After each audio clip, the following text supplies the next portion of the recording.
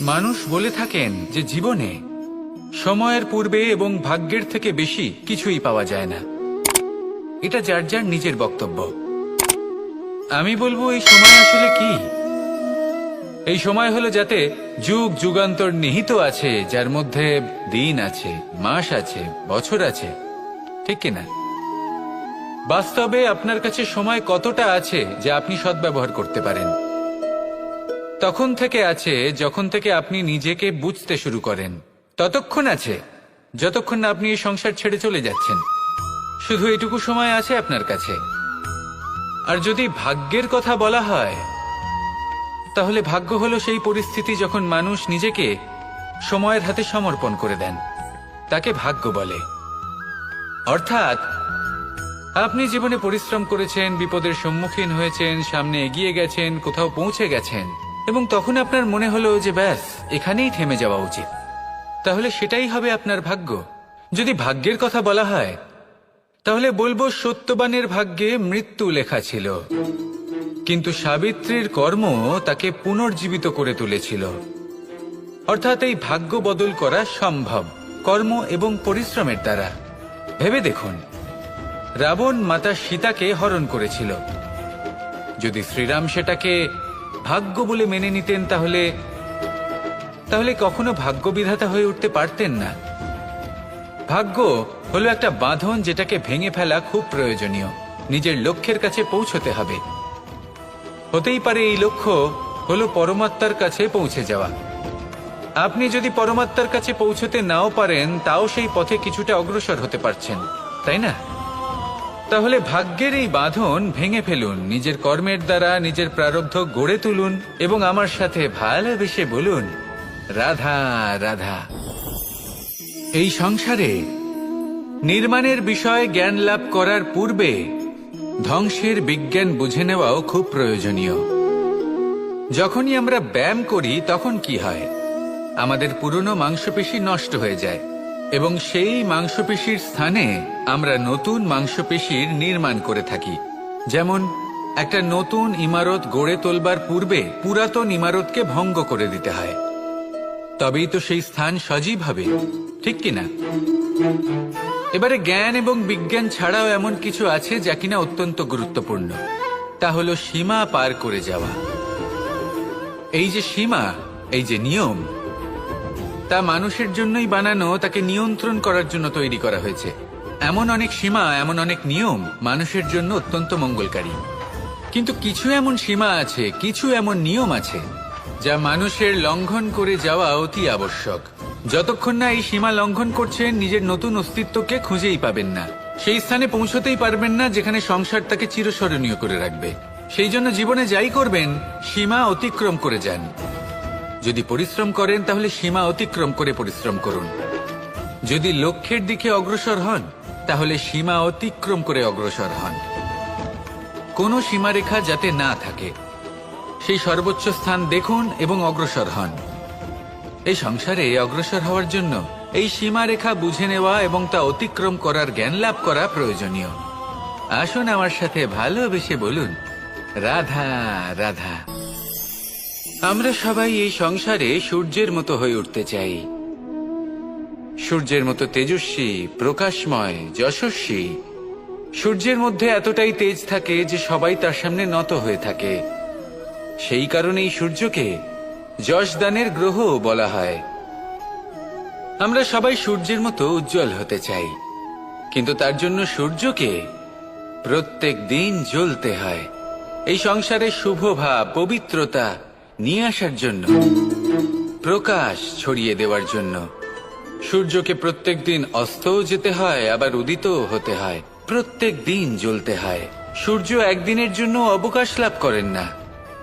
আর যদি অবকাশ পেতেন, তাহলে সূর্যকে আর সূর্য বলা হতো না, তাই না? সেই জন্য আপনি যদি সূর্যের মতো হয়ে উঠতে চান, সেই রকম উজ্জ্বল হতে চান, তেজস্বী হতে চান, তাহলে সূর্যের মতো জ্বলতে হবে, অর্থাৎ অগাধ পরিশ্রম করতে হবে। আসুন আমার সাথে ভালোবেসে বলুন, রাধা রাধা। যদি আমি স্থির করি, যদি নিশ্চিত করি একটা মূর্তি গড়ে তুলব, আর কিছুক্ষণ সেই কাজটা করে আবার কিছুক্ষণ পরে বন্ধ করে দিই, আবার কিছুক্ষণের জন্য কাজটা করে আবার সেই কাজ বন্ধ করে দিই, আবার কিছুক্ষণের জন্য কাজটা করে বলি ক্লান্ত লাগছে, কিছুক্ষণের জন্য বিশ্রাম নিয়ে নিই। যদি এইভাবে আমি কাজটা করি তাহলে কি এই কাজ উচিত সময় এবং উচিতভাবে সম্পন্ন হবে? কখনোই নয়। শুধু তাই নয়, যে কোনো কাজ যদি পূর্ণ করতে হয়, উচিতভাবে করতে হয়, উচিত সময়ের মধ্যে করতে হয়, তাহলে প্রয়োজন সততার এবং অখণ্ড প্রচেষ্টার। সততা ছাড়া আপনি যে কাজই করুন না কেন, উচিত সময় তা সম্পূর্ণ হবে না, আর মনোবাঞ্ছিত ফল আপনি কখনোই পাবেন না।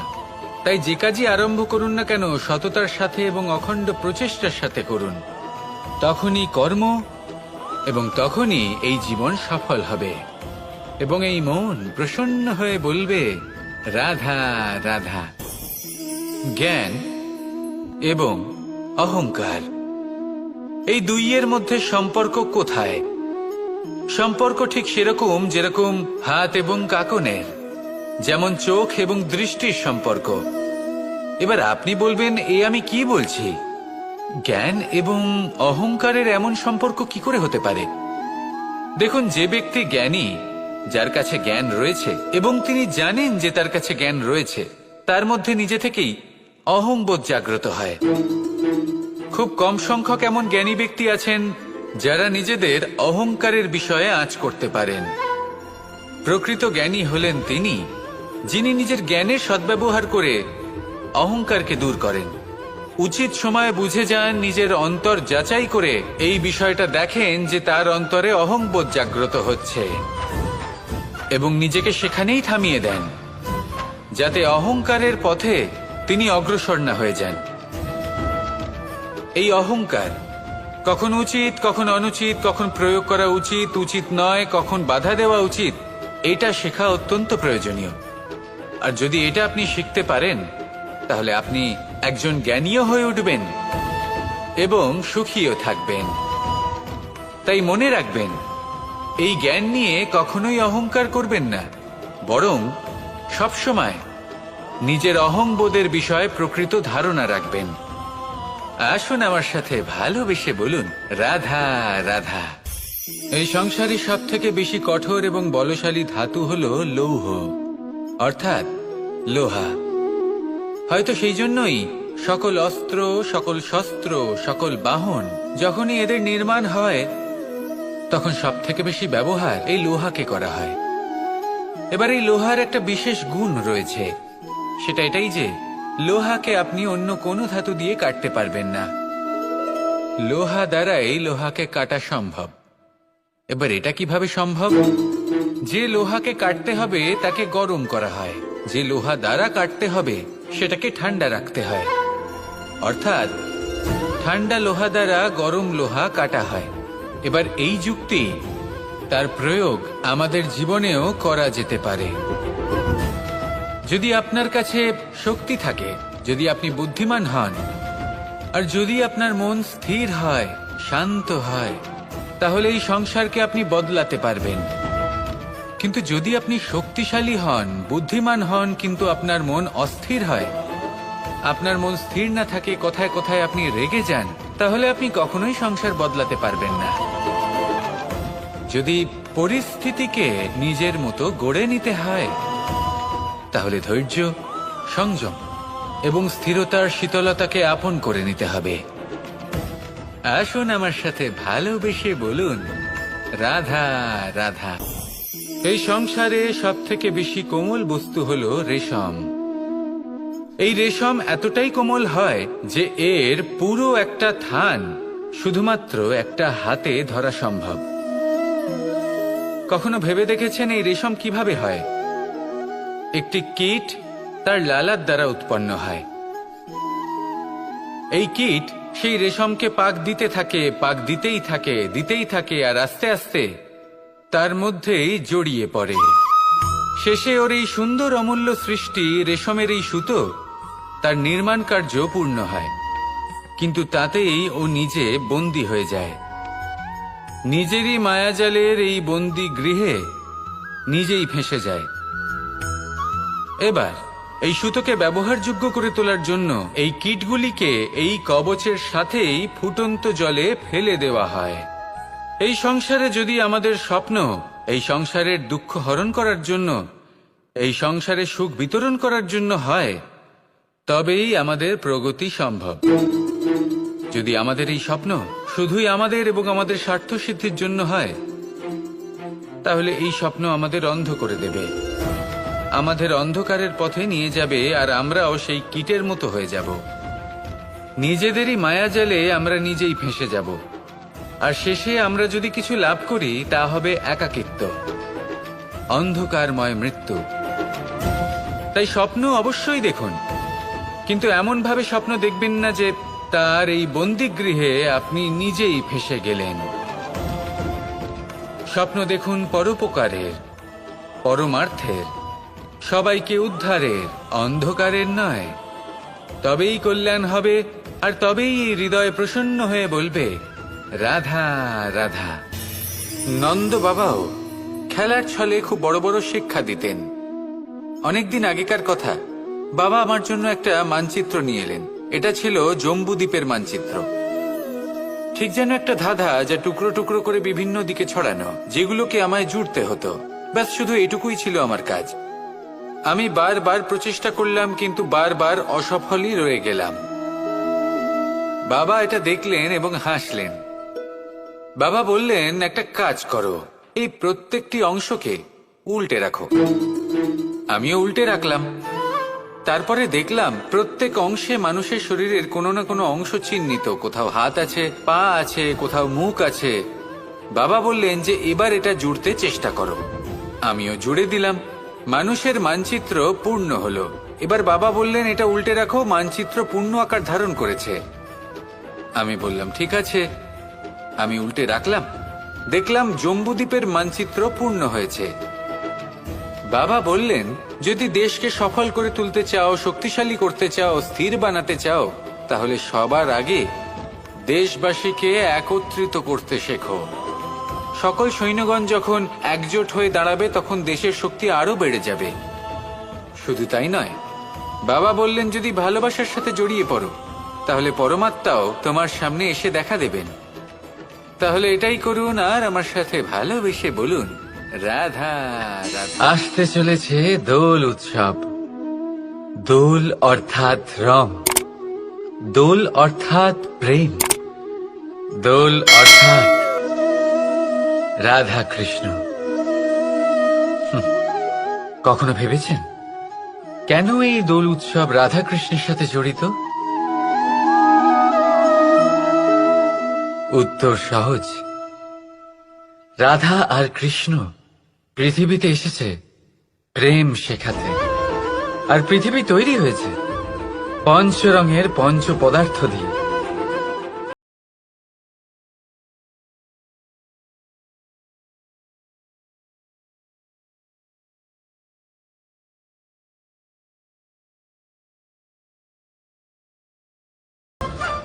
বরং পৃথিবীতে এই পঞ্চ পদার্থের মিলনেরও প্রতীক।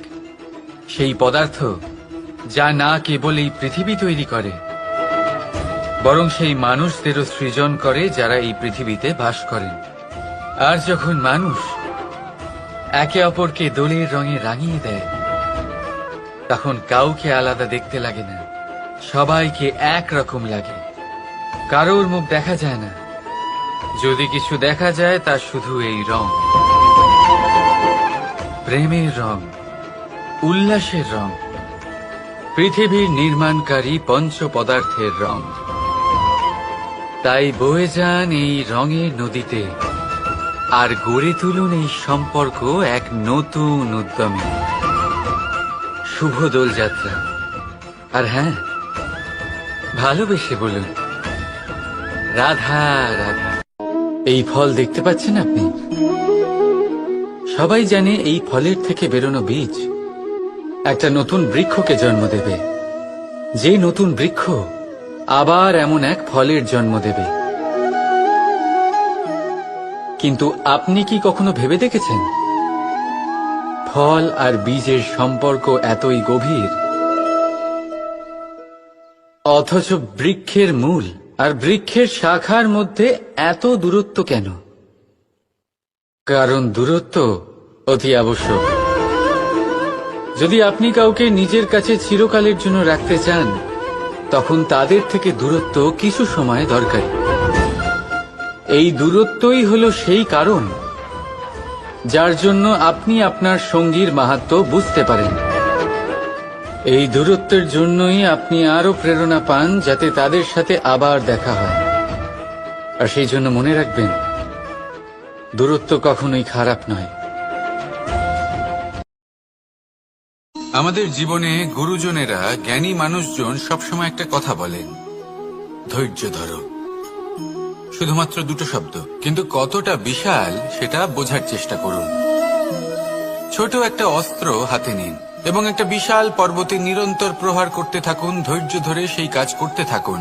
এমন একদিন আসবে, এই বিশাল পর্বতে আপনি একটা পথ তৈরি করবেন। কোনো ধনুর্ধর যখন নিজের বিদ্যা অর্জন করেন, তখন তাকেও ধৈর্য ধরতে হয়, তার নিজেকে সময় দিতে হয়, তবেই সে ধনুর্বিদ্যা শিখতে পারে। সেইভাবে আমাদের জীবনেও ধৈর্য ধরার খুব প্রয়োজন। পরিবারে ধৈর্য রাখতে পারলে তাহলে আস্তে আস্তে দেখবেন প্রেম বৃদ্ধি পাচ্ছে। সমাজে যদি ধৈর্য রাখতে পারেন, তাহলে আস্তে আস্তে এই সমাজ আপনাকে সম্মান করবে। যদি নিজের জীবনে ধৈর্য রাখতে পারেন, তাহলে নিজে থেকেই আত্মবিশ্বাস বাড়বে, নিজের বিকাশ হবে। জীবনে সবই সম্ভব যদি ধৈর্য রাখতে পারেন। হয়তো আস্তে আস্তে হবে, কিন্তু হবে অবশ্যই। শুধু ধৈর্য রাখুন, কারণ ধৈর্যই সব থেকে বড় পুঁজি। আসুন আর আমার সাথে ভালোবেসে বলুন, রাধা রাধা। আমাদের জীবনে যখনই আমরা কোনো বড় দায়িত্বের সম্মুখীন হই, তখন আমরা তার থেকে দূরে পালাই আর এই অজুহাত দিই যে না না, এত বেশি ভার বহন করার যোগ্যতা আমার নেই, আমি করতেই পারবো না। দেখুন, এই সংসারে ভিন্ন ভিন্ন ধরনের গাছ আছে, ছোট গাছ, বড় গাছ, কিন্তু বটগাছের মতো বড় এবং নিবিড় গাছ আর একটাও নেই। সে নিঃস্বার্থভাবে এই সংসারকে সেবা করে যায়, ছায়া প্রদান করে, শীতলতা প্রদান করে। আর যখন এমন সময় আসে যখন তার ওপর বোঝা অত্যন্ত বেড়ে যায়, সে কিন্তু কোনোভাবেই ভেঙে পড়ে না। তখন সে নিজের নিঃস্বার্থ কর্মের ফল লাভ করে, সেই নিঃস্বার্থ কর্ম যা সে করেছে। তার দেহ থেকে ছোট ছোট ঝুড়ি বার হয় এবং তা কাণ্ডের আকার ধারণ করে। সেই কাণ্ড মাটির কাছে পৌঁছয় এবং তারপর তা বটগাছের সহায়ক হয়ে ওঠে। সে ভেঙে পড়ে যায় না। এইভাবে আপনিও জীবনে নিঃস্বার্থভাবে সবার সেবা করুন, ভালোবাসুন, সবাইকে সাহায্য করুন। যেদিন আপনার ওপর বোঝা অত্যন্ত বেড়ে যাবে, সেদিন এই সব মানুষ আপনাকে সাহায্য করার জন্য আসবেন, আপনার শক্তি হয়ে উঠবেন, আর আপনি বটগাছের মতোই মহান এবং বিশাল হয়ে উঠবেন। আসুন আর আমার সাথে ভালোবেসে বলুন, রাধা রাধা। একটা শব্দ আছে, পরিস্থিতি। অনেক মানুষের মুখে আমরা এই শব্দ শুনি। জীবনে যখন অসফল হই, দুঃখ আসে, সংকট আসে, কোনো বিপদ ঘনিয়ে আসে, তখন সমস্ত দোষ আমরা পরিস্থিতির ওপর চাপিয়ে দিই। আর দেখতে গেলে কোথাও না কোথাও ঠিকই করি। এই পরিস্থিতি প্রত্যেক দিনের মতো পাল্টাতে থাকে, কিন্তু এই দিন, এই রাত, এমন কেউ আছেন যিনি এর ওপরেও নিয়ন্ত্রণ সাধন করেন, আর তিনি হলেন সূর্য। ঠিক সেই রকমই আমাদের জীবনেও সূর্য হলো এই মন। যদি এই মনের উপর আমরা নিয়ন্ত্রণ, মহান হয়ে উঠুন আর আমার সাথে ভালোবেসে বলুন, রাধা রাধা। খুব সুন্দর একটা কাহিনী আছে। একবার এক ব্যক্তি নিজের অসফলতার জন্য ত্রস্ত হয়ে সময় দেবতার তপস্যা করতে বসলেন। উনি তপস্যা করলেন এবং সময় দেবতা প্রসন্ন হলেন, মানুষের রূপ ধারণ করে ওনার সামনে প্রকট হলেন। এবার সেই ব্যক্তি ওনাকে জিজ্ঞেস করলেন যে কি এমন আছে যার জন্য আপনি বারবার জয়ী হন আর আমি চিরকাল পরাজিত হয়ে থাকি? কেন এত পরিশ্রম করা সত্ত্বেও আমি সাফল্য লাভ করতে পারি না? তখন সময় দেবতা উত্তর দিলেন যে দিন হোক বা রাত, ঝড় হোক বা ভূমিকম্প, রোদ হোক বা বৃষ্টি হোক, সময়ের সূত্রপাত হোক বা প্রলয়, আমি থামি না, আমি চলতেই থাকি। আর সেই জন্য যিনি থেমে যান তিনি পরাজিত হন, আর আমি জয়ী হই। এটাই আমাদের শিখতে হবে। জীবনে সবসময় চলতে থাকুন, কখনো থামবেন না। হ্যাঁ, কিছুক্ষণের জন্য বিরতি নিতে পারেন, বিশ্রাম করার জন্য, নিজেকে আরো সশক্ত করে তোলার জন্য, কিন্তু থেমে যাবেন না। নিরন্তর কর্ম করতে থাকুন, পরিশ্রম করতে থাকুন, তবেই এই সংসার আপনাকে মনে রাখবে। আসুন আমার সাথে ভালোবেসে বলুন, রাধা রাধা। এই সংসারে দুই ধরনের মানুষ দেখা যায়, এক সরল, দুই জটিল। এবার এই যে সরল ব্যক্তি থাকে তাদের এই সমাজ দুর্বল মনে করে। এমনিতে দেখতে গেলে জলও সরল, বায়ুও সরল। ওনারা যেদিকে চাইবেন প্রবাহিত হতে পারেন, এনাদের যে আকার দেবেন সেটাই ধারণ করবেন। কিন্তু এরা বাস্তব রূপ ধারণ করলে তখন কি হয়? এই জল এমন এক ধারায় পরিণত হয় যে অনেক বড় বড় পাথরকে খণ্ডিত করে দিতে পারে। এই বায়ু এমন এক চক্রবাতে পরিণত হয় যা সংসারে বিনাশ ডেকে আনে। তাই যে ব্যক্তি সরল, তার সরলতাকে সম্মান করুন, তাকে সম্মান করুন, তাকে ভালোবাসা দিন। আর আমার সাথে ভালোবেসে বলুন, রাধা রাধা। খেলা খেলতে কে না ভালোবাসেন? আমরা প্রত্যেকেই যখন সময় পাই, সুযোগ পাই, তখনই আমরা কোনো খেলা খেলি। খেলার সময় দুই ধরনের মানুষ ওখানে থাকেন, এক যারা অংশগ্রহণ করেন, আর দুই যারা দেখতে থাকেন, যারা দর্শক হয়ে দেখেন, যারা নিজের পক্ষের বিজয়ের ফলে উচ্ছ্বসিত হয়ে থাকেন, পরাজয়ের ফলে শোক পালন করেন, পরামর্শ দিয়ে থাকেন। আর বিজয়ী কে হন? বিজয়ী তিনি হন যিনি অংশগ্রহণ করেন। নির্বাচন আপনাকে করতে হবে, আপনি কি করতে চান? আপনি কি খেলোয়াড় হতে চান, নাকি আপনি দর্শক হতে চান? যদি আপনি বিজয়ের আনন্দ লাভ করতে চান, সেই রোমাঞ্চ অনুভব করতে চান, তাহলে খেলতে হবে, ময়দানে আপনাকে নামতেই হবে। পরাজয়ের সম্ভাবনার ভয়ের সাথে আপনাকে লড়াই করতেই হবে, বিপক্ষের আহ্বানকে স্বীকার করতেই হবে, খেলোয়াড় হয়ে উঠতে হবে, তবেই এই বিজয়ের সম্ভাবনা থাকবে। আসলে কি, দর্শক হয়ে পরামর্শ দেওয়া অত্যন্ত সহজ, ময়দানে নেমে অংশগ্রহণ করা অত্যন্ত কঠিন। আর এখানে যেটা সহজ, তা আপনাকে বিজয়ের পথে কখনোই নিয়ে যাবে না। আসুন আমার সাথে ভালোবেসে বলুন, রাধা রাধা। এই সংসারে মানুষ জন্মগ্রহণ করেন, বড় হতে থাকেন, পুরুষার্থ লাভ করেন, অর্জন করেন। অর্জন করা আসলে কি? বেশিরভাগ মানুষ বলেন অর্জন করা অর্থাৎ ধন সম্পত্তি অর্জন করা। আর কি অর্জন করা যায়? আর কি লাভ করা যায়? আসল প্রশ্ন হলো এটাই যে কি এমন আছে যা বাস্তব রূপে অর্জন করার যোগ্য। তা হলো ব্যবহার, জ্ঞান এবং সন্তোষ। কেন?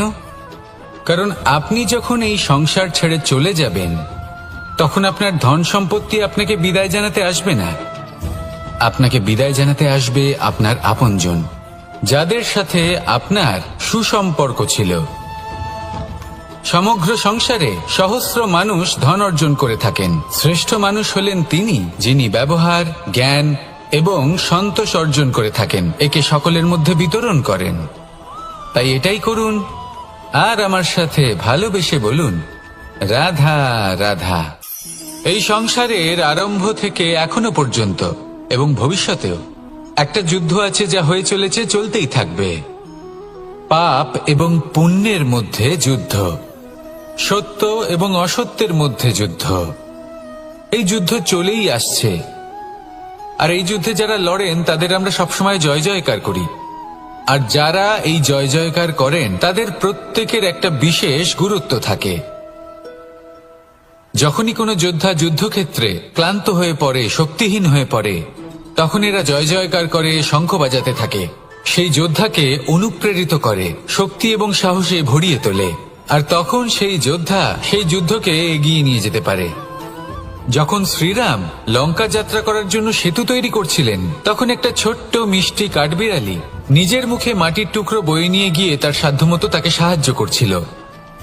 শ্রীরাম দেখলেন এবং বললেন যে ও তো সবার মনোবল বৃদ্ধি করছে, সবাইকে প্রেরিত করছে। ও বলল যে আমি এত ছোট হয়েও যদি এই কাজ করতে পারি, তাহলে আপনারা সবাই কেন পারবেন না?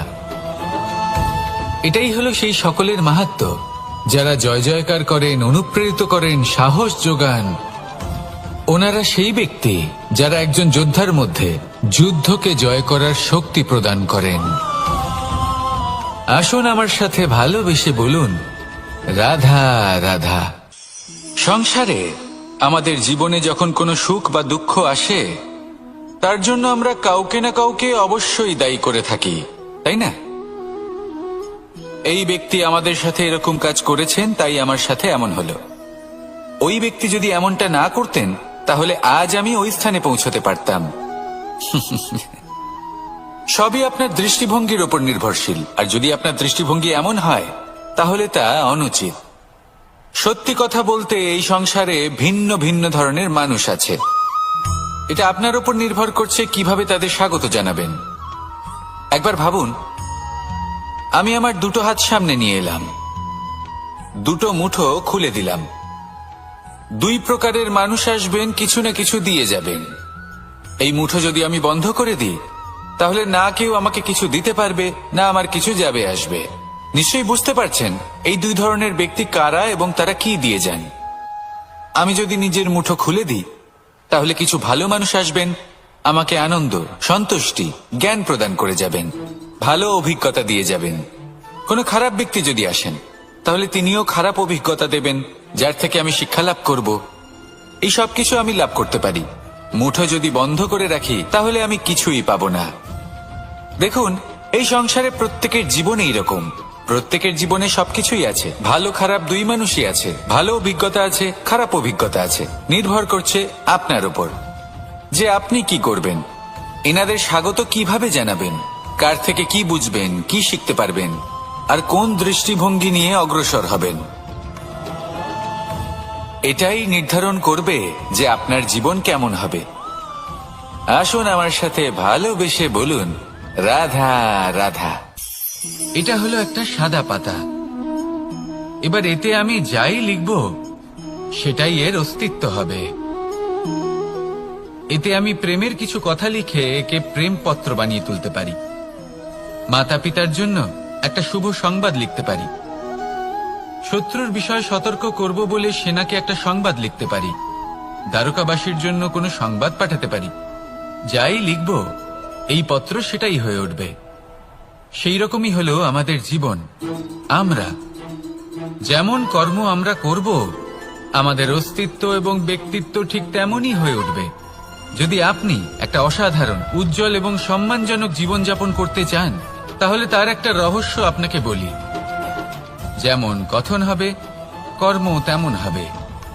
অর্থাৎ যতটুকু বলেছেন ততটুকুই করুন, আর যতটুকু করেছেন ততটুকুই বলুন। এই একটা নিয়ম যদি আপনারা পালন করেন, তাহলে এই সংসারের সমস্ত পণ্ডিত আপনাকে অবশ্যই সম্মান করবেন। তাহলে এটাই করুন, আর আমার সাথে ভালোবেসে বলুন, রাধা রাধা। মানুষ তার জীবনে দুই ধরনের পরিস্থিতিকে খুব ভয় পায়। এক, কোনো কারণবশত কারোর সামনে নত হওয়া। দুই, কোনো কারণে নিজের চরিত্র থেকে, নিজের মূল্যবোধ থেকে বিচ্যুত হওয়া। এবার কেন হয় এরকম যে কথায় কথায় কারোর সামনে নত হতে হয়? কেন বারংবার নিজের চরিত্র থেকে চ্যুত হতে হয়? এরকম কেন হয়? এটা তখনই হয় যখন আমাদের শিক্ষা এবং মূল্যবোধের অভাব থাকে। যদি মানুষের মধ্যে প্রকৃত শিক্ষা থাকে, তাহলে এই সংসারে কোনো সময় এবং কারোর সামনেই নত হওয়ার কোনো প্রয়োজন নেই। যদি মানুষের মধ্যে মূল্যবোধ থাকে, তাহলে তাকে নিজের মূল্যবোধ বা চরিত্র থেকে বিচ্যুত হতে হয় না, তা সে যাই হয়ে যাক না কেন। কোনো বালককে যদি জন্ম থেকেই সুশিক্ষার অধিকারী করা হয়, শিক্ষিত করা হয়, মূল্যবোধের অধিকারী করা হয়, তবে সে এই সংসারে এমন কর্ম করবে যাতে সে নিজেকে, নিজের পরিবারকে, সমগ্র সমাজকে গর্বিত করতে পারে। শিক্ষা লাভ করুন, মূল্যবোধ লাভ করুন এবং আমার সাথে ভালোবেসে বলুন, রাধা রাধা। আমাদের সকলের জীবনে একটা লক্ষ্য থাকে যেটা আমরা লাভ করতে চাই। ঠিক যেন একটা প্রতিস্পর্ধা বিদ্যমান যে কে সব থেকে আগে নিজের লক্ষ্যে পৌঁছতে পারবে। আর সেই জন্য আমরা সকলেই খুব তাড়াতাড়ি এগোতে চেষ্টা করি, বড় এবং দীর্ঘ পদক্ষেপ ফেলি যাতে তাড়াতাড়ি নিজের লক্ষ্যে পৌঁছতে পারি। কিন্তু এক অত্যন্ত গুরুত্বপূর্ণ বিষয় আছে, সবসময় লক্ষ্য সামনে থাকবে না, কখনো কখনো তা খুঁজতে হয়। এই যাত্রা খুব কঠিন হতে পারে। আর ঠিক এই কারণেই সবসময় দ্রুত গতিতে চলা বা তাড়াতাড়ি পথে চলা সেটা আবশ্যক নয়। তার থেকেও বেশি গুরুত্বপূর্ণ হলো ভেবেচিন্তে তারপর পথ চলা। যদি ভেবেচিন্তে পদক্ষেপ ফেলেন, চলতে পারেন, তাহলে সেটাই সর্বশ্রেষ্ঠ পদক্ষেপ। কখন কোন দিকে যেতে হবে, কখন কোথায় দিক পাল্টানো যাবে না, কখন গতি বেশি রাখতে হবে, কখন কম, কখন থামবো, কখন চলবো, এই সব কিছুর বিষয়ে জ্ঞান অত্যন্ত গুরুত্বপূর্ণ এবং ভেবে চিন্তে চলতেই হবে। সেই জন্য শুধু তীব্র গতিতে সামনে এগোলে চলবে না, ভাবনা চিন্তা করে এগোতে হবে। আসুন আমার সাথে ভালোবেসে বলুন, রাধা রাধা। পায়েস হলো আমার বিশেষ প্রিয়। এর মধুর স্বাদ মনকে প্রফুল্ল করে তোলে। ছোটবেলায় মা আমার জন্য পায়েস বানাতেন এবং আমাকে বলতেন যে গরম থাকতে থাকতে খেয়ে নে কানাই, ঠান্ডা হয়ে গেলে ভালো লাগবে না। কিন্তু আমিও দুষ্টু ছিলাম, ঠান্ডা হওয়া পর্যন্ত অপেক্ষা করতাম। আর ঠান্ডা হয়ে যাওয়ার পরে মার কাছে যেতাম আর ওনাকে বলতাম যে মা, পায়েস তো ঠান্ডা হয়ে গেছে, এটা গরম করে দিন। তখন মা হাসতেন আর বলতেন যে পায়েস না হয় আমি আবার গরম করে দেব কানাই, কিন্তু এর মধুর স্বাদ, সেই মিষ্টত্ব, সেই সুবাস, সেটা আবার ফিরে আসবে না। কথাটা সত্যি। আর এই সত্যটাই আমাদেরও জীবনের সত্য। আমাদের জীবনের মধুর সম্পর্কগুলি, এতে যখন কটুভাব প্রবেশ করে তখন সেই মিষ্টত্ব ফিরিয়ে আনা প্রায় অসম্ভব ব্যাপার হয়ে যায়। আপনি চেষ্টা করে সেই সম্পর্ক ঠিক করতেই পারবেন, তার জন্য অগাধ পরিশ্রম করতে হবে, কিন্তু আবার সেই মিষ্টত্ব কখনো ফিরে আসবে না। সেই জন্য আপনার জীবনের যে মধুর সম্পর্ক আছে, যতটা সম্ভব চেষ্টা করুন তাতে মিষ্টত্ব বজায় রাখতে। কটুভাব আসতে দেবেন না। আসুন আর আমার সাথে মধুর স্বরে বলুন, রাধা রাধা। শব্দ, শব্দ আসলে কি? শুধুই কয়েকটি অক্ষরের সমষ্টি, নাকি আমাদের বাণী? এই শব্দ এমন এক শক্তি যা কাউকেই নিজের বশবর্তী করে ফেলতে পারে। শব্দ এমন এক অস্ত্র যা কাউকে ক্ষত বিক্ষত করে দিতে পারে। এই শব্দ হলো একটি নাদ স্বরূপ যা কোনো ঘুমন্ত ব্যক্তিকেও জাগিয়ে তুলতে পারে এবং নিজের লক্ষ্যের দিকে অগ্রসর করতে পারে। শব্দে এত শক্তি আছে যে কারোর মনে এতটা আঘাত দিতে পারে যে সে হয়তো জীবনে আর কখনো এগোতেই পারল না। তাহলে এই শব্দের প্রয়োগ খুব ভেবেচিন্তে করবেন। এবং এই শব্দের মতোই হলো নীরবতা।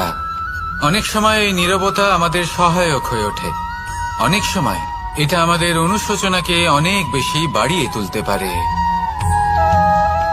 ভীষ্ম পিতামহ, অঙ্গরাজ কর্ণ, যখন দ্রৌপদীর বস্ত্রহরণ হচ্ছিল তখন এনারা নীরব ছিলেন। দুর্যোধনের বিরোধিতা করেননি, ওকে বাধা দেননি।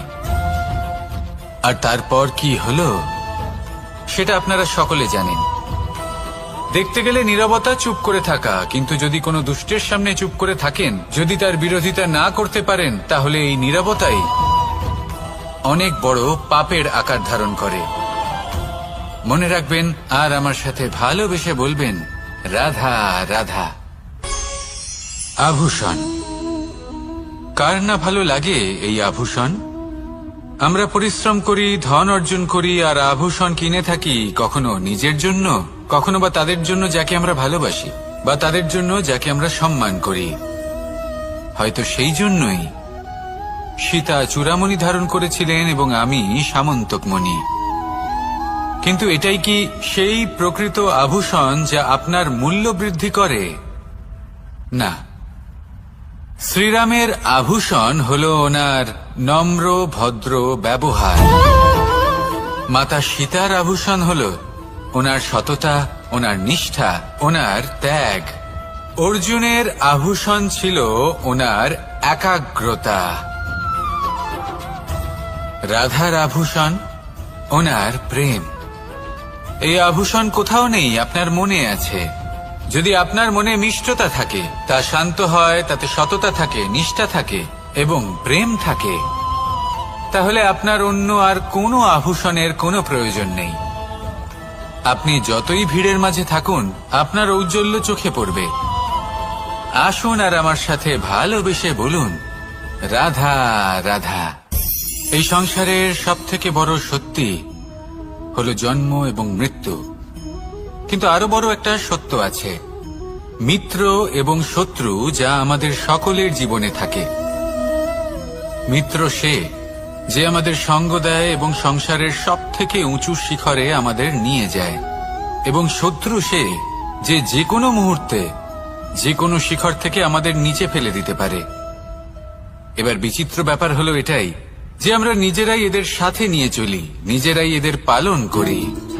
তা কি করে? প্রথমে বুঝুন এই মিত্র এবং শত্রু কারা। আপনার নিজের মন, আর কেউ নয়। এই মনই হলো মিত্র যখন তাতে ভারসাম্য বজায় থাকে, তা নিয়ন্ত্রিত থাকে, তা পবিত্র হয়। কিন্তু যদি এই মন অনিয়ন্ত্রিত হয়ে পড়ে, যদি আপনাকে সে নিয়ন্ত্রণ করতে শুরু করে, তখন সেই আপনার সবথেকে বড় শত্রু হয়। সেই জন্য এই মনের ওপর নিয়ন্ত্রণ রাখতে শিখুন, এতে ভারসাম্য বজায় রাখতে শিখুন। তাহলে আপনি এমন এক বন্ধুকে পাবেন যে আপনাকে এই সংসারের শিখরে পৌঁছে দেবে। আসুন আমার সাথে ভালোবেসে বলুন, রাধা রাধা। ঈশ্বর আসলে কে? সংসারের বেশিরভাগ মানুষের কাছে ঈশ্বর হলেন এই সংসারের রচয়িতা, পালনকর্তা। কারোর কাছে উনি জ্ঞাতা, কারোর কাছে উনি হলেন আস্থার প্রতীক, আবার কারোর জন্য শুধুমাত্র অন্ধ বিশ্বাস। কিন্তু এই ঈশ্বর কি কোনো শরীর, নাকি একটা বোধ, নাকি শুধুই শ্রদ্ধা? ঈশ্বর হলেন তিনি যিনি হলেন আপনার ইষ্ট। সেই জন্যই তো গুরু, মাতা, পিতা এনাদেরও ঈশ্বরই বলা হয়েছে। যাদেরকে আমরা ঈশ্বর বলে মনে করি, যারা আমাদের ইষ্ট, তাঁরা আমাদের একটি পথ দেখান, একটি দিকে চালিত করেন। সেই পথে চলে আপনি শুভ কর্ম করতে পারেন। আর যখন কোনো ব্যক্তি তার ঈশ্বরের আদেশ পালন করেন, তখন সে নিজে থেকেই শুভ পথে অগ্রসর হয়ে যান। বেশ কয়েকজন মানুষ ঈশ্বরের ওপর আস্থা রাখেন এবং ভাবেন যে অনুচিত কোনো কাজ করা উচিত নয়, ঈশ্বর দেখছেন। ওনারা ভয় পান যে কোনো অনুচিত কর্ম করলে কে জানে তার পরিণাম কি হবে। এমন অনেক ব্যক্তি রয়েছেন যারা ঈশ্বরকে বিশ্বাস করেন এবং জানেন যে ঈশ্বর তাদেরকে দেখছেন, তাই যে যে শুভ কর্ম ওনারা করেছেন তার ফল তারা অবশ্যই পাবেন। এবার আপনি ভয় পেয়ে ঈশ্বরকে বিশ্বাস করবেন, নাকি বিশ্বাসের দ্বারা ঈশ্বরকে বিশ্বাস করবেন, সেই সিদ্ধান্ত আপনারই। কিন্তু হ্যাঁ, যদি আপনার মনে ঈশ্বরের জন্য কোনো স্থান থাকে, যদি আপনার কোনো ইষ্ট থাকেন, যদি আপনি কাউকে ঈশ্বর মনে করেন, যার প্রত্যেক আদেশ আপনি পালন করে থাকেন, তাহলে বলি, ঈশ্বর কখনো আপনাকে অনুচিত পথে চালিত করবেন না। আসুন আমার সাথে ভালোবেসে বলুন, রাধা রাধা।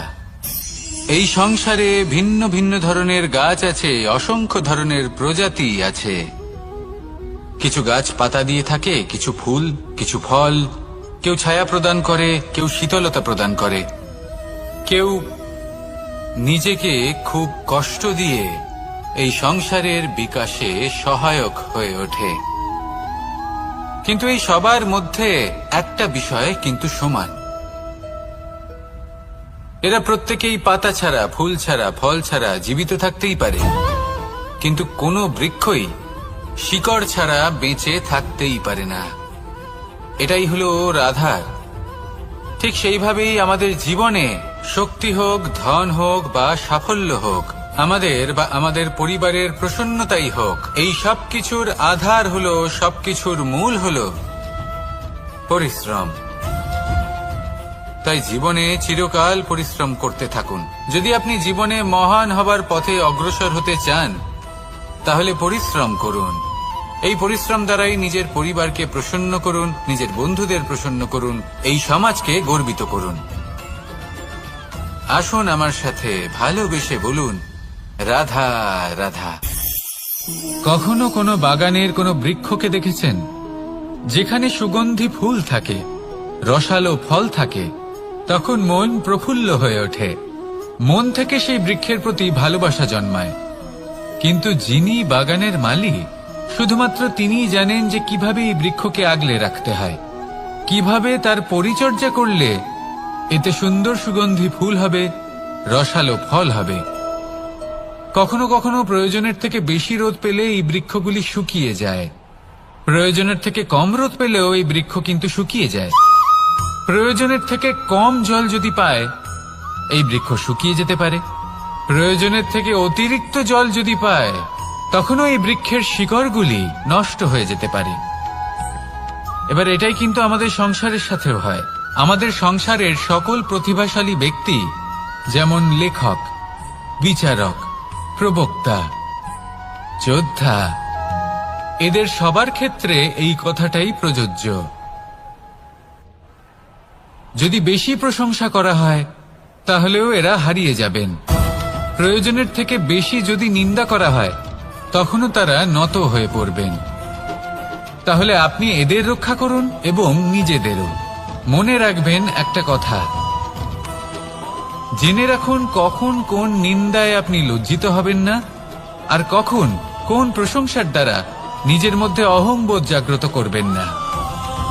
এই মন সুপ্রসন্ন হয়ে বলবে, রাধা রাধা। যদি আমি কোনো বনে যাই, কোনো নির্জন বনে, সেই বনের বিষয়ে, সেই পথের বিষয়ে, গাছপালার বিষয়ে, পশুপক্ষীর বিষয়ে আমার যদি কোনো জ্ঞান না থাকে, সেই বনের ক্ষুদ্র থেকে ক্ষুদ্রতর অংশের বিষয়ে যদি আমার কোনো জ্ঞান না থাকে, তাহলে হতেই পারে সেই বনে কোথাও আমি হারিয়ে যাব। হয়তো এমন ভাবে হারিয়ে যাব, কোনোদিনও বাইরেই বেরোতে পারবো না। তাই সেই বনের বিষয়ে জ্ঞান লাভ করা আবশ্যক। এটাই হলো শিক্ষা। জীবনে বেশিরভাগ মানুষই কেন অসফল হন? ওনারা একটা লক্ষ্য স্থির করেন, কিন্তু সেই পথের বিষয়ে তারা পর্যাপ্ত জ্ঞান অর্জন করেন না। সেই পথে কি বিপদ আসতে পারে প্রত্যেকটা পৃষ্ঠার জ্ঞান তাদের নেই, আর সেই জন্যই তারা অসফল হন। আপনি জীবনে যখনই কোনো লক্ষ্য স্থির করবেন, কোনো লক্ষ্য সাধন করবেন, পরিকল্পনার সাথে সেই পথে অগ্রসর হন। সেই পথকে বোঝার চেষ্টা করুন, সেই পথের বিপদ সম্পর্কে জ্ঞান লাভ করুন, সবকিছু জানার চেষ্টা করুন, অজানা তথ্য আহরণ করুন, আর তারপর সেই লক্ষ্যের প্রতি নিজেকে সমর্পিত করুন। তবেই আপনি সাফল্য লাভ করবেন। আর এই মন প্রসন্ন হয়ে বলবে, রাধা রাধা। আপনি নিশ্চয়ই কখনো অনুভব করেছেন, যদি কোনো নির্মল ব্যক্তির কাছে গিয়ে বসেন, তাহলে মনে নির্মল অনুভূতি হয়, এই মন শান্ত হয়ে যায়। সেইখানেই কোনো দুশ্চরিত্র মানুষের কাছে গিয়ে বসলে এই মন বিচলিত হয়ে যায়। কারণটা কি? কারণ যে ব্যক্তি নির্মল মনের, তিনি সবার মধ্যে নির্মলতা ছড়িয়ে দেন। আমাদের অন্তরে যা থাকে, আমরা সেটাই সবার মধ্যে বিতরণ করি। যদি আপনি এই সংসারে শুভ বোধ ছড়িয়ে দিতে চান, তাহলে প্রথমে শুভ গ্রহণ করুন, তা অর্জন করুন। এই সংসারে জ্ঞানের শক্তি লাভ করুন, আর সেই জ্ঞানের শক্তি সংসারে বিতরণ করুন। শান্তি এবং সন্তোষ প্রদান করুন। কারণ যেমন বীজ এই সংসারে বপন করবেন, তেমনই ফল আপনি লাভ করবেন। যেমন দেবেন, তেমন ফিরেও পাবেন। এই সংসারে জ্ঞান প্রদান করুন, শান্তি প্রদান করুন, সন্তুষ্টি প্রদান করুন। এই সংসারে ভালোবাসা বিতরণ করুন, আর এই প্রেম ভাব নিয়েই বলুন, রাধা রাধা। সংসারের সব থেকে বড় যোদ্ধা কে? কেউ বলবেন অর্জুন, কেউ বলবেন ভীম, কেউ বলবেন হনুমান, আদি ইত্যাদি। কিন্তু এই সংসারের সব থেকে বড় যোদ্ধা আপনার মনের ভেতরে আছে। আপনার মনের মধ্যে আছে। সেই ব্যক্তি সব থেকে উঁচুতে পৌঁছতে পারেন যিনি নিজের অন্তরের খামতি বুঝতে পারেন, নিজের দোষ বুঝতে পারেন, তার সাথে লড়াই করেন এবং তার উপর বিজয় লাভ করেন। যে ব্যক্তি এটা শিখতে পারেন, যে ব্যক্তি এটার উপর জয়লাভ করতে পারেন, তিনি হলেন সব থেকে বেশি শক্তিশালী, সব থেকে বেশি বীর এবং সব থেকে বেশি পরাক্রমী ব্যক্তি। আমরা সকলে এই সংসারকে পাল্টাতে চাই। তার জন্য প্রথম পদক্ষেপ আপনাকে নিতে হবে, নিজেকে দোষমুক্ত করতে হবে। যদি মানুষ নিজের অন্তরের দোষ বুঝতে পারেন এবং নিজেকে দোষমুক্ত করতে পারেন, তাহলে এই সংসার নিজে থেকেই দোষমুক্ত হয়ে যাবে, তাই না? তাহলে নিজেকে দোষমুক্ত করুন আর আমার সাথে ভালোবেসে বলুন, রাধা রাধা। মানুষের জীবন সবসময় ন্যায় আর অন্যায়ের মাঝে ঘুরপাক খেতে থাকে। প্রত্যেক মানুষের মনে হয় কোথাও না কোথাও তার সাথে অন্যায় হচ্ছে। কেউ বলেন যে ভাগ্য আমার সাথে অন্যায় করেছে, কেউ আবার বলেন এই সংসার আমার সাথে অন্যায় করেছে। আর প্রত্যেকেই ন্যায় বিচার চাইতে বৈঠক দাবি করে বসেন। কখনো এই বিচার গৃহে যান, আবার কখনো ওই বিচার গৃহে। যদি সত্যি কথা বলি, এই সংসারের সব থেকে বড় বিচার গৃহ আপনার কাছেই রয়েছে, আপনার মন। আপনার মনই হলো সব থেকে বড় বিচার গৃহ। এ খুব ভালো করেই জানে কি শুদ্ধ আবার কি অশুদ্ধ, এর শুভ অশুভর জ্ঞান রয়েছে, এ সব জানে। দেখতে গেলে প্রত্যেকটা মানুষ যদি নিজের মনের কথা শোনেন, তাহলে তিনি ভালোভাবেই বুঝতে পারবেন তিনি কি উচিত করেছেন আর কি অনুচিত। দিনে একবার রাত্রের নিদ্রায় যাওয়ার পূর্বে নিজের সাথে বসুন, চোখ বন্ধ করুন আর বিচার করুন আজ আপনি কি উচিত করেছেন আর কি অনুচিত। আপনার মন সঠিক বিচার তখনই করে দেবে। আসুন আমার সাথে ভালোবেসে বলুন, রাধা রাধা। আপনি কখনো কোনো পাথরের বুক চিরে বয়ে চলা কোনো নদী দেখেছেন? পাথর নদীর সামনে নত হয়ে যায়, তাকে বাধা দিতে চেষ্টা করে কিন্তু কখনো বাধা দিতে পারে না। এই নদী হলো ততটাই শক্তিশালী, কিন্তু এর আরম্ভ কোথা থেকে হয়? দূরে কোথাও কোনো পর্বতের চূড়াতে এক বিন্দু জল ঝরে পড়ে আর তার সাথে হিম গলিয়ে দেয়। তারপর জলের শক্তি বৃদ্ধি পায়, তারপর অনেক বিপদের সম্মুখীন হয় আর অনেক ধরনের বাধা সে অতিক্রম করে। তার শক্তির এতটাই বৃদ্ধি হয় যে তাকে বাধা দেওয়া একেবারেই অসম্ভব ব্যাপার হয়ে যায়। দেখুন, নদী তো মহান বটেই, কিন্তু তাকে মহান করে তুলেছে কে? সেই সকল বিপদ যার থেকে ও কখনো পালায়নি। সেইভাবেই আমাদেরও বিপদ থেকে পালিয়ে গেলে হবে না, তার সম্মুখীন হতে হবে সাহসের সাথে, পূর্ণ শক্তি প্রয়োগ করে। তবেই আমরা শিখতে পারবো, তবেই আমরা সামনে এগোতে পারবো। যদি আপনি জীবনে কুন্দন হয়ে উঠতে চান, তাহলে জ্বলন সহ্য করতেই হবে। আসুন আমার সাথে ভালোবেসে বলুন, রাধা রাধা। এ হলো গোলাপ ফুল। একে আমরা সকলেই চিনি। সমগ্র সংসার ভালোবাসে এই পুষ্পকে। এই ফুল দেখতেও সুন্দর। সবথেকে বেশি গুরুত্বপূর্ণ কথা হলো এর সুগন্ধ, যা দূর দূরান্ত থেকে ব্যক্তিদেরকে আকৃষ্ট করে। এই সুন্দর পুষ্প একটু মন দিয়ে দেখলেই দেখা যায় এর নিচে কাঁটা রয়েছে। এই সংসার বলে, এ প্রকৃতির কেমন রচনা, এত কোমল পুষ্প, এটা কি তীক্ষ্ণ কাঁটা সহ প্রস্ফুটিত হয়? এটাই হলো জীবনের সত্য। আমাদের অন্তরের সদ্গুণ, সেগুলিও এই ফুলের মতোই সুন্দর। সংসার এর সৌন্দর্য দেখতে পায়, এর সুগন্ধ চতুর্দিকে ছড়িয়ে পড়ে। কিন্তু এই সদ্গুণ জাগ্রত করে তোলার জন্য কঠোর পরিশ্রম করতে হয়, প্রতিনিয়ত চেষ্টা করে যেতে হয়। তাই জন্য যদি আপনি জানেন আপনার পথ উচিত কিন্তু তা কাঁটায় পরিপূর্ণ, তাহলে থামবেন না, চলতে থাকুন। একবার যদি অন্তরের সদ্গুণ জাগ্রত হয়, তাহলে এই সংসার এর সৌন্দর্য দেখবে আর সুগন্ধে আকর্ষিত হয়ে আপনার কাছে আসবে। এই মন, এই জীবন প্রসন্ন হয়ে বলবে, রাধা রাধা।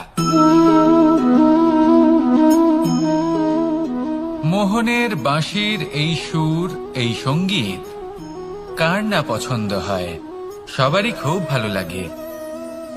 এবার এই সুর আসে কোথা থেকে? কেউ বলবেন কৃষ্ণের হৃদয় থেকে। সত্য কথা, এই সুর হৃদয় থেকে নির্গত হয় এবং প্রকট হয় এই বাঁশি থেকে। এই বাঁশিটাকে দেখুন, এই ছিদ্রগুলি দেখুন, প্রত্যেকটা সুর থেকে নিজস্ব একটা স্বর নির্গত হয়। এবার যে ব্যক্তি এই সমস্ত সুর এবং স্বর বুঝতে পারেন, এতে নিপুণ, তিনি এই বাঁশির দ্বারা যে সুর নির্গত করবেন তা তো মধুর অবশ্যই হবে। এবার জীবনের সাথেও কিছুটা এরকমই ঘটে। জীবনের কিছু নীতি থাকে, অর্থ, কুটুম্ব এবং আধ্যাত্মিক। যদি জীবনের প্রত্যেকটা মুহূর্ত সুখময় হয় এরকম আপনি চান, তাহলে এই তিনটি নীতিতে আপনাকে নিপুণ হতে হবে। কোনো একটি বিশেষ নীতির প্রতি যদি আপনি বেশি ঝুঁকে পড়েন, তাহলে বাকি দুই নীতি থেকে যা সুখ লাভ করা সম্ভব তা পারবেন না। ধন অর্জন করতে হবে পরিবারের জন্য, পরিবারের সুখ মনের শান্তির জন্য, মনে শান্তির প্রয়োজন মনের শুদ্ধতার জন্য। যখন এই মন শুদ্ধ হবে, জীবন শুদ্ধ হবে, পবিত্র হবে, সুন্দর হবে এবং ভালোবেসে বলবে রাধা রাধা। জল, এ হলো জীবনের আধার পঞ্চতত্ত্বের মধ্যে একটি, আর অত্যন্ত বিশেষ। এর থেকে অনেক বড় শিক্ষা পাওয়া যায়। এই জল, গন্তব্যের বিষয়ে এর স্পষ্ট ধারণা আছে। ও জানে ওর লক্ষ্য কি, আর প্রয়াস করে ততদূর সে পৌঁছেও যায়। এটি পর্বত থেকে বয়ে নিচে নেমে আসে, নদীর সাথে সমাহিত হয়ে তার সাথে বয়ে চলে, চিরসবুজ বনানী গড়ে তোলে, প্রাণীদের তৃষ্ণা নিবারণ করে, সামনে এগিয়ে চলে, মানুষের সাথে মিলিত হয়। যারা একে বাঁধের মধ্যে বেঁধে রাখতে চেষ্টা করে, সে বন্দি দশাতেও থেকে যায়, মানুষের কল্যাণ করে। তারপর বাঁধ থেকে মুক্তি পেয়ে এগিয়ে চলে, কোথাও ধাক্কা খায়, কোথাও বাধা পড়ে, কোথাও যদি পথ খুঁজে না পায় তাহলে পথ খুঁজেই নেয়, আর যেখানে পথ থাকে না সেখানে পথ বানিয়ে নেয়, আর শেষ পর্যন্ত নিজের লক্ষ্যে পৌঁছেই যায়, অর্থাৎ সমুদ্রে গিয়ে সমাহিত হয়ে যায়। আমাদেরও কিছুটা এরকমই হয়ে উঠতে হবে। যেখানেই যাবেন সকলের কল্যাণ করুন, সামনে এগোন। আপনি কোথাও পড়ে গেলে, ধাক্কা খেলে আঘাত লাগবেই, উত্থান পতন লেগেই থাকে। সামনে এগোতে থাকুন। কোথাও পথ না পেলে তা খুঁজে নিন, কোথাও পথ না থাকলে তা বানিয়ে নিন। নিজের গন্তব্যের কথা সব সময় মনে রাখুন। শেষ পর্যন্ত নিজের মোক্ষ লাভ আপনি অবশ্যই করবেন। আর আমার সাথে ভালোবেসে বলুন রাধা রাধা। জীবনের প্রত্যেক মুহূর্ত আমাদের কিছু না কিছু শিক্ষা দেয়, নির্ভর করছে আমাদের দৃষ্টিভঙ্গির উপর। যেমন নদী হলো আমার অত্যন্ত প্রিয়, নদীতে ভ্রমণ করতে আমার খুব ভালো লাগে। কি বলেন? নদীতে সবসময় নতুন কিছু থাকে, ও পুরনো কিছুই নিয়ে বসে থাকে না, সব সময় প্রবাহমান, কখনো থামে না। ততক্ষণ থামে না যতক্ষণ না সাগরে গিয়ে সমাহিত হচ্ছে। ঠিক এইভাবেই আমাদেরও উচিত নিজের জীবন অতিবাহিত করা, নদীর মতো, প্রত্যেক মুহূর্ত নতুন। তাই সেইভাবেই জীবন যাপন করুন। পুরনো কিছুই একত্রিত করে রাখবেন না, বিগত স্মৃতির মাঝে নিজেকে হারিয়ে ফেলবেন না। এই যে বর্তমান, এই যে মুহূর্ত, সেটাই হলো সর্বশ্রেষ্ঠ। এর মাঝেই জীবন যাপন করুন, নদীর মতো প্রবাহমান হতে শিখুন। আপনি শিখে গেলে তাহলে মনে রাখবেন, আমার আপনার মাঝে বিচরণ করতে বড়ই ভালো লাগবে। যে ব্যক্তি আনন্দের সাথে জীবনের প্রত্যেকটা মুহূর্ত অতিবাহিত করে কোনো চিন্তা ছাড়াই, প্রবাহমান হয়, কখনোই থামে না, যতক্ষণ না মুক্তি লাভ করছেন, এমন ব্যক্তির মধ্যেই রাধাকৃষ্ণ বসবাস করেন। তাহলে আসুন আমার সাথে ভালোবেসে বলুন রাধা রাধা। কখনো কোনো পাখিকে দেখেছেন যখন সে প্রথমবার উঠতে চেষ্টা করে সে বাসা থেকে মাটিতে পড়ে যায়, কিন্তু সে হার মানে না, চেষ্টা করতে থাকে, করতেই থাকে, ডানা ঝাপটাতে থাকে, আর তারপর সে উড়তে শেখে। গোল শালগ্রাম শিলাকে দেখুন, পর্বত থেকে খসে পড়ে, ধাক্কা খায়, জলের প্রবাহ দ্বারা ঘর্ষিত হয়, তারপরে তা শালগ্রামে পরিণত হয়। ভেবে দেখুন, যদি কোনো পাখি প্রথমবার উড়তে গিয়ে এটা ভাবে যে না না, যদি আমি পড়ে যাই তবে, আমার যদি আঘাত লাগে তবে, আর যদি ভয়ের কারণে সে শুরুই না করতে পারে, চেষ্টাই না করে, তাহলে কি সে উড়তে এর দ্বারা ভয়ভীত হবেন না। আসুন আর আমার সাথে ভালোবেসে বলুন, রাধা রাধা। যদি আমি আমার চোখ বেঁধে কোনো একটা নির্দিষ্ট দিকে নিজের সমস্ত শক্তি প্রয়োগ করে ছুটে যাই, তাহলে কি হবে? আমি কোথাও ধাক্কা খেতে পারি, নিজের ক্ষতি করতে পারি, কোথাও পড়ে যেতে পারি, তাই না? অর্থাৎ এটা নিশ্চিত এই কাজ আমার করা উচিত নয়। কিন্তু আজকের দিনে প্রত্যেকটা মানুষ এই কাজই করছেন, তাই না? কোনো কাজ করার পূর্বে সেই কাজের বিষয়ে সম্পূর্ণ তথ্য কোথায় সংগ্রহ করছেন? শুধু এটুকু জানেন যে এই কাজটা করলে কত ধন অর্জন করবেন আর কত নাম হবে, আর ব্যাস সামনে এগিয়ে যান। এটা উচিত নয়। পূর্ণরূপে যে কোনো কাজ করার আগেই সেই কাজের বিশ্লেষণ করে নেওয়া উচিত, তা বুঝে নেওয়া উচিত, এবং সেই বিষয়ে অবশ্যই খেয়াল রাখা উচিত যে আপনার শরীর এবং আপনার মন এই কাজ করার জন্য কি প্রস্তুত রয়েছে। যদি তা না হয় তাহলে প্রথমে নিজেকে শুধরে নিন, তারপরে সেই কাজ করুন।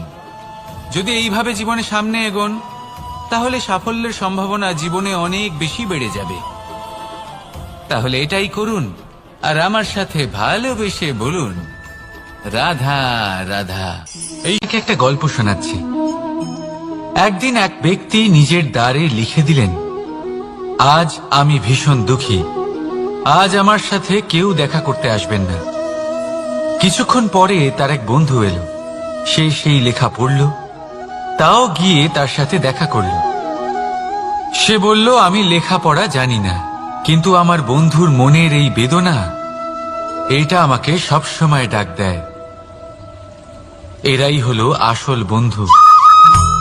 কোনো কারণে আপনি যদি দুঃখ পান, কোনো সমস্যার সমাধান না বের করতে পারেন, এই সংসার থেকে আলাদা হয়ে যেতে চান, তাও এই বন্ধু আপনার সাথেই থাকবে। সমস্যার সমাধান না দিতে পারলেও আপনার সম্বল হয়ে অবশ্যই থাকবে। হয়তো আপনার দুঃখ কম করতে পারবে না, কিন্তু আশার আলো অবশ্যই দেখাবে।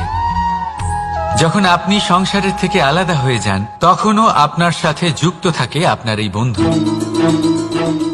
আসল বন্ধু। এবারে আমরা মানুষেরা বড়ই বিচিত্র।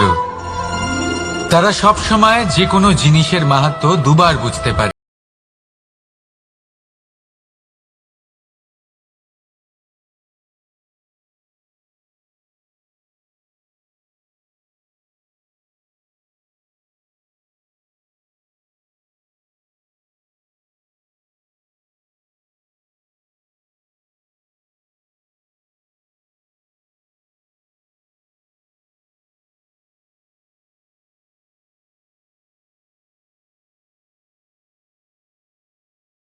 বন্ধুত্ব বজায় রাখুন আর আমার সাথে প্রসন্ন হয়ে বলুন, রাধা রাধা। আমাদের মধ্যে বহু মানুষ মাঝে মাঝে নিজেকে অকর্মণ্য মনে করি, ভেবে নিই যে এত চেষ্টা করার পরেও কিছুই পেলাম না, আর হয়তো পরেও কিছুই পাবো না। আর সেই জন্য নিজের জীবনের সমস্ত বোঝা অন্য কারোর কাঁধে চাপিয়ে দিই, নিজের ওপরে বিশ্বাস হারিয়ে ফেলি। কেন বুঝতে পারেন না এই কথাটা? যে যতক্ষণ না পায়ে কোনো কাঁটা ফুটবে, ব্যক্তি কি করে বুঝতে পারবে যে এরপর থেকে নিচে তাকিয়ে চলতে হবে? সূর্যকে নিজে জ্বলতে হয় যাতে বাকিদের প্রকাশ দিতে পারে সে। রাতের অন্ধকারের সাথে লড়াই করার জন্য চন্দ্রিমাকে আকাশে একা উজ্জ্বল হতে হয়। নদী নিজের যাত্রা কি করে করে, নিজের পথ কি করে নির্মাণ করে? সে পাথরের সাথে লড়াই করে তা বানায়।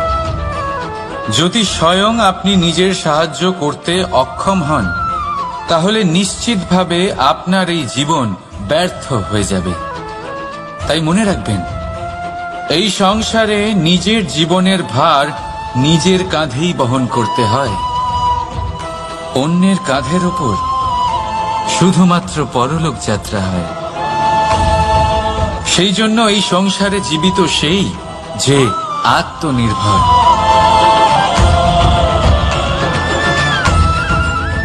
রাধা রাধা। সময়, কথায় বলে সময়ের পূর্বে কিছুই হয় না। প্রতিটা ঘটনার একটা সময় থাকে।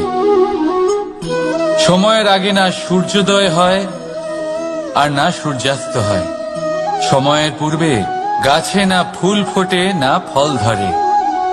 কিন্তু একটা কথা ভেবে দেখুন, যদি বর্ষা আসার আগে কৃষক ভূমিকে না প্রস্তুত করে, বীজ রোপণ না করে, তাহলে কি ফসল ফলবে? যদি কোনো যোদ্ধা যুদ্ধের পূর্বে নিজের অস্ত্রের ধার না দেয়, তাহলে সে যুদ্ধ কি করে লড়বে? এর মানে এটাই হলো যে সময় আপনার যখন আসার তখন অবশ্যই আসবে, কিন্তু ততক্ষণ এটাও গুরুত্বপূর্ণ যে আপনি নিজেকে তার জন্য তৈরি রাখুন। কারণ এই সুযোগ, এই কথাটা শুনতে যত ছোট, এটা আসেও ততটা কম সময়ের জন্য, তারপর চলেও যায়। এবার যদি সুযোগ আপনার হাতে আসে আর আপনি তার জন্য তৈরি না থাকেন, তাহলে আপনি সাফল্য কি করে পাবেন? তাই আপনি সঠিক সময়ের জন্য অপেক্ষা করুন, সেই সুযোগের জন্য অপেক্ষা করুন, কিন্তু ততক্ষণ নিজের চেষ্টার দ্বারা নিজেকে আরো সক্ষম করে তুলুন। কারণ সাফল্য আপনার জন্য অপেক্ষা করছে, শুধু আপনি তার জন্য তৈরি থাকুন। রাধা রাধা। সংসারে সকলে উঁচুতে উঠতে চায়, কেউ নত হতে চায় না। সবাই এটা মনে করে যে নত হওয়ার অর্থ হলো তাদের আত্মসম্মান এবং অহংবোধের বিরুদ্ধাচরণ করা। তাদের মনে হয় যে যদি আমরা নত হই, সংসার আমাদের দুর্বল মনে করবে, তাদের শৌর্য এবং তাদের ব্যক্তিত্বের অপমান হবে। কিন্তু এটা কি সত্যি? প্রত্যেকবার নত হওয়ার অর্থ কি সম্মানহানি হওয়া? কখনোই নয়। আপনি নিজের জীবনকেই দেখে নিন। আপনার কোনো অমূল্য জিনিস যদি নিচে পড়ে যায়, তাহলে তাকে কিভাবে তোলেন? সেই বস্তুকে তোলার জন্য আপনাকে নত হতেই হবে। আপনি বড়দের আশীর্বাদ কিভাবে লাভ করেন? আপনি নত হয়ে তবেই তাদের আশীর্বাদ লাভ করতে পারেন, তাই না? ভেবে দেখুন, আপনি একটা পথে হাঁটছেন, আপনি দেখতে চাইছেন যে আপনি সঠিক পথে হাঁটছেন কিনা, পায়ের নিচে কাঁটা পড়ে আছে কিনা। কিভাবে দেখবেন? আপনাকে সেই মাথা নত করেই দেখতে হবে। এর অর্থ কি? অর্থ খুব সহজ। প্রত্যেকবার নত হওয়া অনুচিত নয়, সেটা কোনোভাবেই সম্মানহানি নয়। পরিস্থিতি অনুসারে এবং যেখানে প্রয়োজন, আপনি নত হতে শিখে গেলে আপনি অনেক কিছুই লাভ করতে পারবেন। জ্ঞান, মান, গুণ, বিশ্বাস। সেই জন্য প্রয়োজন এবং পরিস্থিতি অনুসারে নত হতে শিখুন, এতে অনুচিত কিছুই নেই। আত্মসম্মান থাকা অত্যন্ত প্রয়োজনীয়, কিন্তু তা যেন কখনো অহংকারে পরিণত না হয়। এই বিষয়ে অবশ্যই নজর রাখবেন এবং আমার সাথে ভালোবেসে বলবেন, রাধা রাধা। বিন্দু বিন্দু জলেই সাগর নির্মাণ হয়। এবার এই কথা আমরা সকলে জানি। আপনি কি এই কথাটা জানেন যে ছোট ছোট সুখের দ্বারাই বড় সুখ লাভ করা যায়? একজন বাবাকে দেখুন, সন্তানের জন্ম থেকে তার যুবক হওয়া পর্যন্ত তার সাথে ছোট ছোট সুখ যাপন করেন। এই ছোট ছোট সুখগুলি তাদের প্রেমের সম্পর্কে গভীরতা নিয়ে আসে এবং প্রেমের এই গভীরতা তাদের জীবনে বড় সুখ নিয়ে আসে। এটা ঠিক সেই রকম যেরকম বিশাল এক সমুদ্রে, গভীর এক সমুদ্রে অমূল্য রত্ন খুঁজে পাওয়া যায়। এটাও ঠিক সেই রকমই। সেই জন্য জীবনে বড় বড় সুখের খোঁজ করতে গিয়ে সময় নষ্ট করবেন না। এই যে ছোট ছোট সুখ আছে, এগুলোকে যাপন করা শুরু করুন, এগুলোর আনন্দ লাভ করুন। এগুলো নিয়ে উৎসব পালন করুন, প্রেমের গভীরতা বুঝুন, আর এই গভীর প্রেমে মন নিমজ্জিত করুন। তারপরে দেখুন এই মন আর এই জীবন সুপ্রসন্ন হয়ে বলবে, রাধা রাধা। এই সংসারে যখন সাফল্যের পথে আপনি অগ্রসর হবেন, তখন আপনার পরিশ্রম, একাগ্রতা, সাহসের সাথে সাথে সমাজের মানসিকতাও সহ্য করতে হবে। প্রত্যেক ব্যক্তি কিছু না কিছু ভাবেন, কিছু না কিছু বলেন। কিছু মানুষ এমন আছেন যারা ভাববেন যে আপনি কিছুই করতে পারবেন না, তারা আপনার নিন্দা করবেন, আর এই নিন্দার কথা ভেবেই আমরা ভয়ভীত হয়ে পড়ি। সেই কারণে নিজেদের আশা, নিজেদের বিশ্বাস হারিয়ে ফেলি। এবার যদি সেই নিন্দার ভয়ে আমরা লক্ষ্যচ্যুত হই, তাহলে সেটা অনুচিত। সেই জন্য জীবনে শুধু পরিশ্রম করতে থাকুন, সামনে এগোতে। আসুন আমার সাথে ভালোবেসে বলুন, রাধা রাধা। আমরা জীবনে চলতে চাই, সামনে এগোতে চাই, কিন্তু কখনো কখনো এমন হয় যে আমরা আমাদের লক্ষ্য দেখতেই পাই না। আমরা চিন্তিত হয়ে পড়ি, ব্যতীত হয়ে পড়ি, আমরা কিছু বুঝতেই পারি না। এই মন অশান্ত হয়ে যায়। কিন্তু যদি আপনি থেমে যান, তাহলে নিজের পথ এবং নিজের লক্ষ্য থেকে সরে যাবেন। সেই জন্য চলতে থাকুন, থামবেন না। যতদূর পারবেন চলতে থাকুন, যতদূর দৃষ্টি যাচ্ছে চলতে থাকুন। তারপরেই দেখবেন পরবর্তী পথ আপনা থেকেই আপনার সামনে আসবে। কারণ আপনার দৃষ্টির সীমা থাকতেই পারে, দৃষ্টিভঙ্গির সীমা নেই। আপনার পথের সীমারেখা থাকতেই পারে, কিন্তু সেই পথে চলার সাহসের সীমা নেই। সেই জন্য নিজেকে অসীমিত করে তুলুন। এই সীমারেখা আপনা থেকেই দূর হয়ে যাবে, লক্ষ্য নিজে থেকেই দেখতে পাবেন, আর এই মন সুপ্রসন্ন হয়ে বলবে, রাধা রাধা। মানুষ সবসময় চায় যে তার জীবনে যেন কখনো কোনো সমস্যাই না আসে। সে চায় তার জীবন যেন শুধুমাত্র শান্তি এবং সুখের দ্বারা পূর্ণ থাকে। কিন্তু এই চাহিদা অনুচিত কিছু নয়। আমরা সবাই এটাই চাই যে জীবনে সুখ থাক, শান্তি থাক। কিন্তু এই কথা সবসময় মনে রাখবেন, যে সূর্য উদিত হন সংসারকে প্রকাশমান করেন, দুপুরবেলায় সংসারকে রৌদ্র প্রদান করেন, সন্ধেবেলায় তাকেও অস্ত যেতে হয়। এবার আমাদের জীবন চক্র কিছুটা এরকমই। কোনো কিছুই চিরকাল একরকম থাকে না। কখনো এই নদীকে দেখুন, যা বয়ে চলেছে। এই নদী যা বয়ে চলেছে তার পথেও অনেক বিপদ আসে। বড় বড় পাথরের সম্মুখীন হয়ে তাকেও সামনে এগিয়ে যেতে হয়। একটি পুকুর যা চারদিক থেকে ঘেরা, তার জীবনে কিন্তু কোনো সমস্যা নেই। কিন্তু এই সংসারে পুকুরের পুজো করা হয় না, পুজো করা হয় নদীকে। মনে রাখবেন, সমস্যার ঊর্ধ্বে তিনি উঠতে পারেন যিনি সমাধি লাভ করেছেন, যিনি এই সংসারেই নেই। যিনি এই সংসারে আছেন এবং জীবিত আছেন, তার জীবনের সমস্যা হলো শ্বাসবায়ুর মতোই গুরুত্বপূর্ণ। আসুন আমার সাথে ভালোবেসে বলুন, রাধা রাধা। আমরা সবাই জীবনে সুখ লাভ করতে চাই। শুধু জীবনে কেন, জীবনের পরেও আমরা সুখ লাভ করতে চাই। আমরা সকলে স্বর্গের কামনা করি। কিন্তু খুব সহজ একটা কথা, যদি আপনি স্বর্গ লাভ করতে চান, তাহলে প্রথমে মৃত্যু লাভ করতে হবে। আপনি যদি প্রাণই না দেন, তাহলে আপনি স্বর্গলাভ কিভাবে করবেন, তাই না? শুধু এই ছোট্ট একটা বিষয় দ্বারা আমরা জীবনে অনেক কিছুই শিখতে পারি। যদি আপনার কোনো লক্ষ্য থাকে, কোনো মনোবাঞ্ছিত স্থান থাকে, কোনো বড় কাজ আপনি করতে চান, তাহলে সেই সবই হবে। কিন্তু শুধুমাত্র কামনা করলে হবে না, আপনাকে কর্ম করতে হবে, নিরন্তর প্রয়াস, পরিশ্রম, পথ খুঁজতে হবে, সামনে অগ্রসর হতে হবে। কখনো অসফল হলে তার কারণ খুঁজতে হবে, বিপদের সম্মুখীন হতে হবে, অন্তর থেকে নিজের শক্তি বাড়িয়ে তুলতে হবে। তবেই আপনি নিজের লক্ষ্য লাভ করতে পারবেন, মনোবাঞ্ছিত স্থান পাবেন। মহান নদী গঙ্গা একটি বিন্দু দ্বারা শুরু হয়, ধীরে ধীরে অগ্রসর হয়। কোনো পাথরে ধাক্কা খেলেও সে থামে না, বরং এগোতেই থাকে। তারপরেই সে মহান নদী গঙ্গা হয়ে উঠতে পারে। পরিশ্রম করুন, লক্ষ্য লাভ করুন, আর আমার সাথে ভালোবেসে বলুন, রাধা রাধা। এই সংসারে জয়লাভ করার জন্য, সাফল্য লাভের জন্য শক্তি, ধৈর্য, সাহস, মিত্রদের সঙ্গ, এই সব ছাড়া আর কি আছে যা অত্যন্ত প্রয়োজনীয়? বিশ্বাস। সত্যি কথা বলতে এই বিশ্বাস অত্যন্ত অমূল্য, কিন্তু এটা দুদিক খোলা তলোয়ারের মতো। এটা আপনাকে বলশালীও করে তুলতে পারে, শক্তিশালীও করে তুলতে পারে, আবার দুর্বলও করে তুলতে পারে। কিভাবে?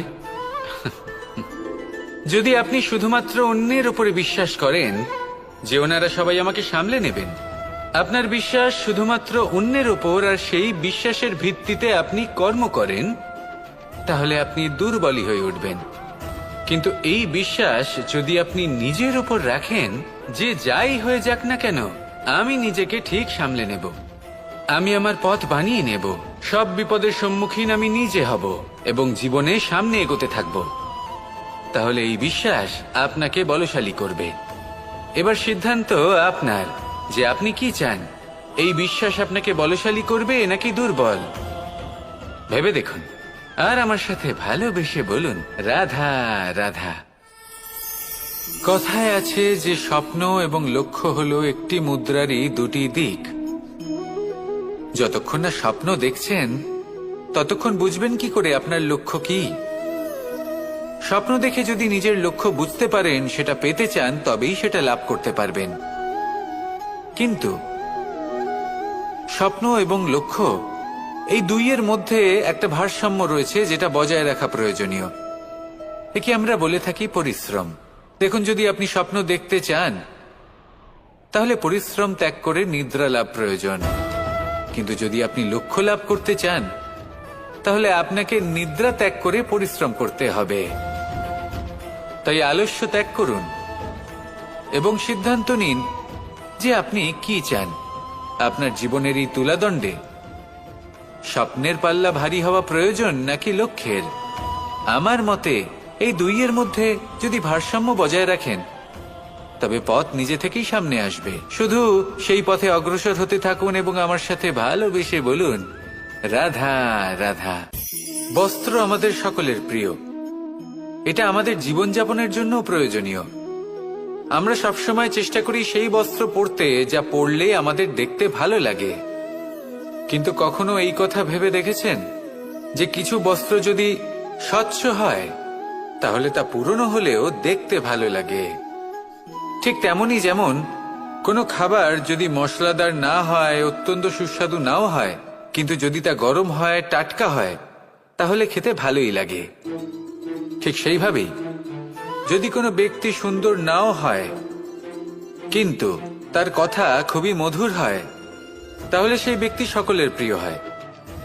কোনো ব্যক্তি যদি ধনবান নাও হন কিন্তু তিনি যদি গুণী হন, তাহলে এই সংসারে সম্মান লাভ করেন। সেই জন্য কখনো এই বিষয়ে দুঃখ পাবেন না যে আপনার কাছে ভৌতিক স্বাচ্ছন্দ্য নেই। আপনার কাছে সব থেকে বড় বস্তু, সব থেকে মূল্যবান বস্তু যেটা আছে সেটা হলো আপনার আত্মা, আপনার মন, আপনার বিচারধারা, আপনার গুণ, আপনার কথা। এগুলো সবসময় শুভ রাখুন এবং সবসময় নিজের সাথে রাখুন। এই জীবন সফল হবে এবং প্রেমময় হয়ে বলে উঠবে, রাধা রাধা। ছোটবেলা থেকেই আমি গরু চড়িয়ে অভ্যস্ত, সেই জন্য সকলে আমাকে গোপাল নামে ডাকত। কিন্তু গোপাল হয়ে আমি একটা অমূল্য শিক্ষা লাভ করেছি। আমি দেখেছি যে গৌশালাতে অনেক বাছুরের মধ্যে একটি গাই তার নিজের বাছুরকে অবশ্যই চিনে ফেলে। যেখানে সমস্ত বাছুর একই রকম দেখতে এবং প্রত্যেকের স্বরও সমান, তারপরেও সকল বাছুরের মধ্যে নিজের বাছুরকে ঠিক চিনতে পেরে যায় এবং তার সাথেই থাকে। ঠিক এইরকমই কিছুটা হয় আমাদের কর্ম এবং তার কর্মফল। আপনি সবার মাঝে থেকেও কোনো কর্ম যদি করেন, সেই কর্মফল সবার মধ্যে আপনাকে চিনে ফেলবে এবং আপনার সাথেই থাকবে। তাই যখনই কর্ম করবেন ভেবে চিন্তে করবেন। কোনো কর্ম করার আগে একবার ভেবে দেখুন, তাহলে জীবনে বারংবার অনুতপ্ত হতে হবে না।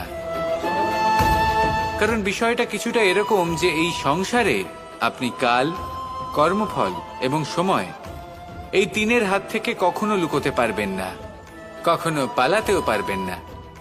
আসুন আমার সাথে ভালোবেসে বলুন, রাধা রাধা। জন্ম এবং মৃত্যু, একটি হলো জীবনের সূত্রপাত, আরেকটি জীবনের সমাপ্তি। এটা হলো একটি চক্র, এবং প্রত্যেক চক্রের মতোই এটাও যেখান থেকে শুরু হয় সেখানে এসেই সমাপ্ত হয়।